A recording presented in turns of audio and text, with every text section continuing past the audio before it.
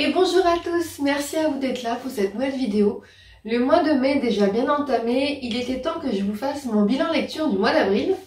Comme vous pouvez le voir, il y a 6 romans, en plus il y en a un autre que j'ai lu et que j'avais emprunté dont je vous parlerai. C'est pour ça qu'il y a un écart, c'est pour pas que j'oublie de vous en parler. Donc ça fait 7 romans et j'ai lu quelques mangas mais dont je vous parlerai je pense dans une prochaine vidéo. Donc le mois dernier je vous laissais avec ma lecture en cours qui était à ce moment-là Nico Taquian La Lisière aux éditions Calman Lévy Noir. Donc c'est le 3e roman de l'auteur que j'ai lu. Là ça se passe en France, donc dans le nord, il me semble, en Bretagne si je ne me trompe pas. On va suivre Viviane, qui est mère de famille, qui prend la voiture avec son mari et son fils pour aller voir sa belle-mère. Et au détour d'une petite route, un événement particulier les fait faire une sortie de route. Son mari va sortir, donc son mari qui s'appelle Adrien, si je ne me trompe pas, je vérifie, voilà c'est bien Adrien, va descendre de la voiture pour aller vérifier qu'il n'est pas crevé ou qu'il n'y ait pas eu de problème. Et pendant ce temps, son fils Tom, qui est un adolescent d'une douzaine d'années, lui dit « Bah écoute maman, je vais sortir, j'ai besoin d'aller aux toilettes ». Donc il sort, et puis au bout d'un moment, elle est toujours dans la voiture, et elle se dit « Mais j'entends plus rien, c'est quand même bizarre, ça fait un petit moment, ils sont passés où ?» Donc elle sort de la voiture, et elle se rend compte qu'ils ont disparu. Elle va chercher et elle va tomber sur un homme avec une hache, donc qui ne dit rien, juste qui est là, qui l'observe. Elle va partir en courant, elle va traverser les fourrés et tout, une espèce de forêt, et elle va être recueillie par un routier qui passait par là et qui va la déposer à la gendarmerie. Une fois qu'elle arrive à la gendarmerie, donc son affaire est prise au sérieux, la troupe de gendarmes va sur les lieux et là en fait tout a disparu. Il n'y a plus de voiture, il n'y a ni son mari ni son fils. Et c'est le début pour Viviane d'une enquête qui va quand même bien la bastonner, on va dire, parce qu'elle va être confrontée à des rêves assez étranges qu'elle fait la nuit, où en fait elle semble retrouver son fils. À côté de ça, pour l'instant, il n'y a aucune trace sur l'enquête, et on suit en parallèle un jeune homme qui est à tout d'un vagabond, qui vit pas loin des lieux de la disparition, et qui pourrait être lié à tout ça. Les rêves de Viviane la ramènent aussi vers une jeune femme qui s'appelle Laurie, qu'elle a rapidement rencontrée lors d'une séance photo, et donc elle va essayer de se rapprocher de cette femme pour savoir pourquoi elle rêve d'elle et en quoi elle est liée à la disparition de son fils et de son mari. Je vous en ai déjà beaucoup dit, j'en dirai pas plus. Ça a été une bonne lecture, c'est un thriller vraiment prenant. Moi il m'a mis les chocottes au début quand je l'ai lu. La scène où elle découvre le mec avec la hache, j'étais pas bien quoi. J'étais toute seule chez moi, il faisait nuit, j'étais là, ah, t'aurais peut-être pas dû commencer ça ce soir. Mais sinon j'ai beaucoup aimé. En plus j'ai pu parler avec l'auteur que j'ai rencontré lors d'une soirée quai du Polar à Lyon. Et c'était hyper intéressant qu'il nous parle un peu de ce livre, comment il l'avait construit, pourquoi la Bretagne et tout. Donc vraiment très contente de cette lecture, j'ai beaucoup apprécié. Ensuite j'ai terminé le mois de mars et j'ai commencé avril avec Le cimetière de la mer de Aslak Nord aux éditions Le Bruit du Monde. Cette petite brique de 500 pages, voilà, on dirait qu'il est plus gros mais il fait 500 pages, m'a tenu 15 jours. En fait, j'ai eu la brillante idée de l'amener quand j'étais en vacances, en me disant de toute façon, tu auras le temps de le lire. Faux. J'ai bien profité de mes vacances, ce qui fait que je n'ai pas eu beaucoup de temps de lire, et dès que j'avais 2 minutes, ben, je dormais. Voilà.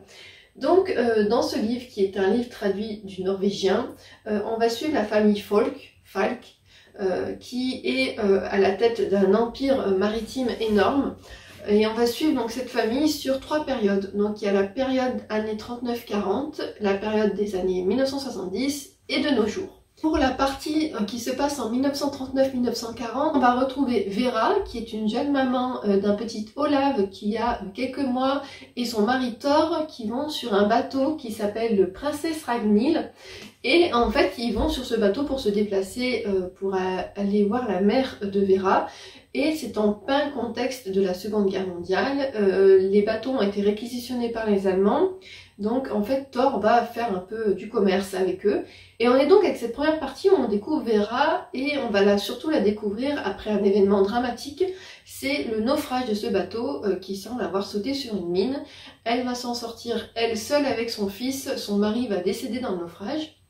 En 1970, on la retrouve donc elle, son petit Olav est devenu grand, il est désormais à la tête de l'empire qu'ils ont monté En plus de la flotte maritime, ils ont une fondation qui s'appelle Saga. Donc lui, il est à la tête de cette fondation. Et elle, on va se rendre compte qu'à ce moment-là, elle est en train d'écrire un roman qui raconte sa vérité sur le naufrage du princesse Ragnhild. Et en de nos jours, on va suivre toujours Vera qui vient de se suicider, qui vient de sauter d'une falaise. Et on va suivre Sacha, sa petite fille, qui va enquêter sur le passé de sa grand-mère. Parce qu'en fait, son testament a disparu et il semble lié au naufrage du princesse Ragnhild. Donc, sur ces 3 périodes, on va aller dans les différents temps pour découvrir l'histoire de Vera, de sa famille. On découvre aussi un peu l'envers du décor de la guerre, la Seconde Guerre mondiale en Norvège. L'auteur nous parle aussi de l'État islamique à travers un personnage donc, qui s'appelle Johnny. Il nous parle de certains pays qui vivent la violence de l'État islamique et il nous parle aussi de ces soldats qui vont là-bas, qui reviennent, comment ils reviennent du coup au niveau mental. Et c'était très très bien, j'ai beaucoup aimé, j'ai trouvé que c'était très bien écrit. Il y avait 2-3 coquilles mais vraiment minimes, hein, c'était pas grand chose. C'est le premier roman de l'auteur et j'ai hâte de découvrir la suite parce qu'apparemment il est en train d'écrire la suite et je serais ravie de le lire. Juste voilà, c'est un livre qui est un chouïa exigeant, donc ne commencez pas à le lire en n'ayant pas le temps, ou si vous êtes fatigué. Mais voilà, très très bonne découverte, je suis vraiment contente. C'est le premier roman que je lis de cette maison d'édition, et si tous les romans qu'ils font sont d'aussi bonne qualité, je leur prévois un très bel avenir. Ensuite, je suis passée à une lecture complètement différente. J'ai lu Ici et seulement ici de Christelle Dabos aux éditions Gallimard Jeunesse. Donc j'ai eu la chance de le recevoir en service de presse dans le cadre de mon travail. J'ai adoré La Passe Miroir. Christelle Dabos est une autrice que j'aime beaucoup, que j'ai eu l'occasion de rencontrer à 2 ou 3 reprises au travail, qui est une personne très gentille, très humble, vraiment adorable, j'aime beaucoup. Et du coup, je ne pouvais pas passer à côté de sa nouvelle parution. Donc là, on oublie tout ce qu'on connaît de La Passe Miroir, du fantastique, de la fantaisie, on oublie. Ici et seulement ici parle d'un lieu qu'on appelle ici, qui n'est autre que le collège, qui est un endroit où nous sommes pratiquement tous passés. Et l'auteur sait très bien retransmettre l'ambiance du collège, à savoir un petit peu... on est un petit peu mal à l'aise au collège, on n'est pas sûr de nous, on subit les récriminations des autres. Donc l'autrice arrive vraiment à retransmettre ça à travers plusieurs personnages. Chaque personnage a son chapitre et sa narration différente. Et on va les suivre donc à travers une année entière donc de scolarité. Ça va commencer de la plus petite qui rentre en 6e aux plus anciens qui sont en 3e.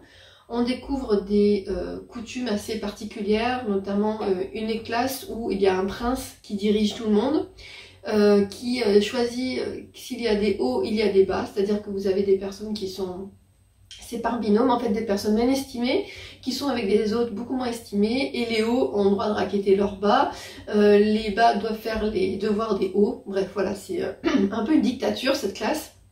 Il y a aussi un élève qui marche à l'envers, qui marche au plafond, qui est Théophile, personne ne l'a vu, mais c'est un élève qui marche au plafond, il y a ses traces d'ailleurs de pas.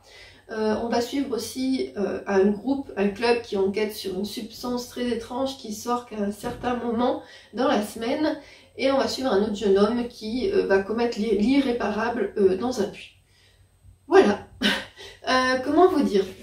Pour ce roman, je vous avoue que je pense que j'ai lu le livre en entier parce que j'aime profondément l'autrice, que j'aime beaucoup ce qu'elle fait, parce que je pense que ça aurait été un autre auteur, une autre autrice, je ne suis pas sûre que j'aurais continué, parce que c'est vraiment très métaphorique, onirique, il y a des comparaisons que je n'ai pas compris, il y a des métaphores que je n'ai pas compris.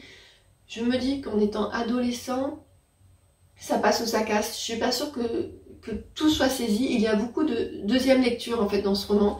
Il y a beaucoup de sujets qui sont soulevés importants tels que le harcèlement, le mal-être, il y a vraiment plein de choses, mais il y en a où c'est sûr je suis passée complètement à côté.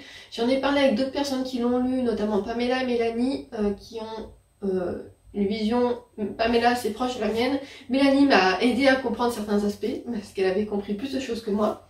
Mais voilà, c'est un livre qui déroute, il faut vraiment oublier, pour ceux qui ont lu La Passe Miroir, tout ce que vous avez lu. Personnellement, j'ai retrouvé un petit peu de La Passe Miroir avec l'élève Théophile, un petit peu d'Ophélie dedans. Mais voilà, c'est tout, c'était complètement différent, c'est une lecture assez particulière. Toutes les chroniques que j'ai vues parlent d'un ovni littéraire. Et c'est le cas, c'est un vrai ovni littéraire que je vous conseille tout de même de découvrir parce que c'est un tournant dans la carrière de l'autrice, parce qu'elle prend un virage à 360 degrés avec un nouveau style et que c'est très bien à soutenir et que je pense que ça peut quand même beaucoup plaire. Et donc maintenant je vais vous parler du livre qui manque dans cette pile. Donc j'ai pris ma tablette parce que je me rappelais plus du nom de l'auteur. Donc le livre c'est Fake Lovers de Camilla Simon et de Mélodie Chavin. Donc c'est une romance que j'ai lue au mois d'avril où on va suivre Elissa et Zen qui sont une femme et un homme qui vivent à New York et tous les deux en fait sont un petit peu, pas harcelés, mais ils ont tout le temps des remarques sur le fait qu'ils soient célibataires. Souvent comme ce qu'on voit dans les comédies romantiques américaines, où les parents sont toujours sur le célibataire de la famille, en lui disant « mais quand est-ce que tu vas te caser? Moi je veux des petits-enfants », voilà, des choses comme ça. Et là les fêtes de fin d'année approchent, et ils ont chacun de leur côté l'idée de s'inscrire sur un site pour essayer de trouver un faux fiancé, une fausse fiancée pour les fêtes. Et donc ils vont se rencontrer et ils vont chacun jouer le rôle du conjoint, de la conjointe fausse. Et donc on suit au début Elissa qui va faire un brunch avec la famille de Zen, d'ailleurs qui est assez marrant ce brunch. Et ensuite Zen va aller dans le Vermont avec Elissa pour rencontrer sa famille. Vous vous en doutez, au début c'est juste pour s'aider, ils vont devenir amoureux quand même. J'ai bien aimé, j'ai trouvé que il y avait un passage un peu long vers la fin à partir du moment où ils se mettent ensemble. On le sait, il y a un moment, ça va clasher, il faut qu'ils se séparent pour mieux se retrouver. Et ça en fait, dans celui-ci, j'ai vraiment senti que c'était juste parce qu'il fallait mettre un élément où ça clash. Parce que dans les faits, voilà. Ça aurait pu... C'était pas obligé d'avoir lieu, voilà. Alors, ça se voyait venir à 3 km à la ronde, mais voilà. Mais sinon, ça a été une bonne lecture, je l'ai lu en 2 fois. De toute façon, les romances, à chaque fois, je les mange. C'est vraiment des romances, ça se lit très très vite. Je suis vraiment prise dedans, c'est des chapitres courts, c'est voilà, c'est très fluide, ça se lit très très vite. Et ça a été une bonne lecture, j'ai quand même passé un super moment de lecture, et c'est la première fois que je lisais les éditions addictives, donc j'étais contente de les découvrir. Ensuite, j'ai enchaîné avec un polar domestique. Il s'agit de La femme de ménage de Freda McFadden aux éditions City. J'ai reçu ce livre suite à une sollicitation qu'a fait la maison d'édition auprès de mon compte Instagram, donc je suis très contente. Et je l'ai lu aussi assez vite parce que j'ai une de mes collègues de boulot qui l'a lu, qui m'a dit « il est dingue, il faut que tu le lises ». Donc dans ce livre, on va suivre Millie, qui est une jeune femme qui, on nous le dit dès le début, sort de prison. Elle a vécu 10 ans en prison. Et elle cherche un nouveau travail, donc sa précédente expérience professionnelle n'a pas fonctionné. Et là, elle a un entretien pour devenir femme de ménage pour la famille Winchester, donc qui est une famille assez aisée, où ils ont une grande maison et en fait, ils ont besoin d'elle pour qu'elle fasse le ménage, en fait, pour que ça soit une personne d'entretien. À savoir qu'elle vivra dans la maison, dans une petite pièce au grenier, et elle devra aussi de temps en temps garder la petite de la maison. Donc c'est un peu une sorte de gouvernante, majordome, voilà, elle a plein de statuts au sein de la maison. Et dès le début, Millie va se rendre compte que sa patronne, donc Nina, a un comportement très étrange. Elle lui dit de faire des choses, après elle lui dit non, je vous ai jamais dit ça. Voilà, elle se dit mais elle est en train de perdre la boule, c'est pas possible. Elle la met souvent en porte-à-faux, elle nettoie tout, et un matin elle va se relever, elle aura tout jeté par terre parce qu'elle cherchait des papiers. Elle va chercher des papiers, donc elle va ouvrir le frigo, elle va tout foutre par terre. Et elle, donc Millie, à un moment, elle s'accroche parce qu'elle a besoin de ce boulot, elle se dit qu'elle peut pas le quitter, elle a besoin de cet argent pour refaire sa vie, et donc elle va tout faire pour supporter cette femme. Et au milieu, vous avez un revirement où on va suivre le point de vue d'un autre des personnages et où tout va prendre sens. C'est un twist que j'avais déjà vu dans d'autres romans, mais j'avoue qu'ici il est bien amené. Il y a des personnages qu'on déteste, qu'on va se mettre à apprécier, d'autres qu'on apprécie, qu'on va se mettre à détester. Big up pour la fin, que j'ai trouvé très bien. J'ai beaucoup aimé ce dans quoi s'embarque Millie à toute fin, dernier chapitre. C'était une bonne lecture, une belle découverte. Je comprends qu'il y ait eu autant d'engouement sur ce roman. Après, moi, j'en attendais tellement que je me suis dit oui, ok, c'est cool, mais je me suis pas pris la claque que beaucoup de personnes se sont prises. Mais ça a quand même été une très très bonne découverte et je suis contente de l'avoir lu. Ensuite, là je vais vous présenter mon livre audio du mois, même je dirais qu'il m'a fait mars-avril. Il s'agit de 20 ans après, qui est la suite des Trois Mousquetaires d'Alexandre Dumas. Donc, comme vous voyez, c'est un beau bébé qui faisait 28 heures d'écoute. J'ai mis un petit peu de temps à le lire parce que j'ai un peu moins accroché que les Trois Mousquetaires. Tout simplement parce qu'on les suivait un petit peu moins. On suivait aussi tout ce qui était intrigue politique avec le cardinal Mazarin. Il y avait plus de politique que dans le premier, il y avait moins de combats de cap et d'épée, mais j'ai quand même beaucoup aimé retrouver donc les 4 mousquetaires. 20 ans après la fin des 3 mousquetaires, ils vont se retrouver face à un nouvel ennemi qu'on ne connaît pas du tout dans le premier. Et ils vont devoir donc aussi déjouer des complots, sauver des personnes, voilà. J'ai beaucoup aimé, je vous en dirai pas plus parce que comme c'est la suite des Trois Mousquetaires, j'ai peur de trop en révéler. Donc je vous dirai juste ça pour l'instant, mais c'était une très très bonne lecture. Et ça sera sûrement pas le dernier d'Alexandre Dumas parce que j'aime vraiment beaucoup sa plume. Et ensuite, j'ai terminé le mois d'avril avec Une infâme trahison de Lynn Messina, une enquête de Béatrice Heideclar aux éditions Les Escales. C'est une saga de Cozy Mystery que j'ai découvert par hasard il y a un peu moins d'1 an et que j'aime beaucoup. Ensuite, en fait, on va suivre Béatrice qui est une vieille fille de 26 ans qui vit donc chez sa tante et son oncle parce que ses parents sont décédés, elle est orpheline. Et là, dans ce 3e tome, elle va se retrouver liée à un crime, donc elle va devoir enquêter dans le dos de sa famille, parce que à cette période-là, donc c'est au 19e, à cette période-là, une femme déjà ne peut pas sortir son chaperon, et une femme ne peut pas enquêter, parce qu'une femme n'est pas très intelligente, ne peut pas comprendre ça. Puis une femme est très fragile, elle peut très vite être choquée par beaucoup de choses. Donc bref, Béatrice va enquêter pour aider une amie sur un crime, et comme par hasard, le duc de Caissegrave va se retrouver sur sa route, et il va l'aider à enquêter. Ce que j'aime bien, en plus de ces petites enquêtes bien ficelées quand même, c'est la relation qu'il y a entre Béatrice et le duc, qui est un peu amoureuse, voilà, ça se profile. Mais voilà, j'ai beaucoup aimé le lire. Je me suis dit, super, je suis à jour. Et ben je vous promets, j'étais à la moitié de ce livre et le tome 4 est sorti. Voilà, je suis plus à jour du coup dans cette saga. Je vais attendre un peu avant de l'acheter, mais je pense que je l'achèterai, le lirai très bientôt parce que j'ai encore beaucoup aimé, encore cette fois, découvrir et suivre Béatrice Heideclar. C'est un Cozy Mystery dont on entend peu parler, mais je vous le recommande vraiment parce que ça fait un peu Cozy Mystery dans l'ère victorienne. Quand j'ai lu le premier, derrière, il mettait que c'était un mélange entre les chroniques de Bridgerton et Agatha Christie, et c'est pas si mal défini, je trouve. Donc voilà pour mon bilan lecture du mois d'avril. Je suis assez contente, j'ai quand même fait pas mal de belles lectures. Il n'y a pas eu de déception, il y a eu des appointements, comme par exemple avec le Christelle Dabos, parce que j'ai été complètement étonnée de là où elle nous a amenés. Mais sinon, voilà, de très bonnes lectures. Je peux pas vous présenter ma lecture en cours pour la simple raison que j'en ai pas. J'ai lu pas mal de mangas ce week-end et là je n'arrive pas à me décider sur ma prochaine lecture, donc je vais voir.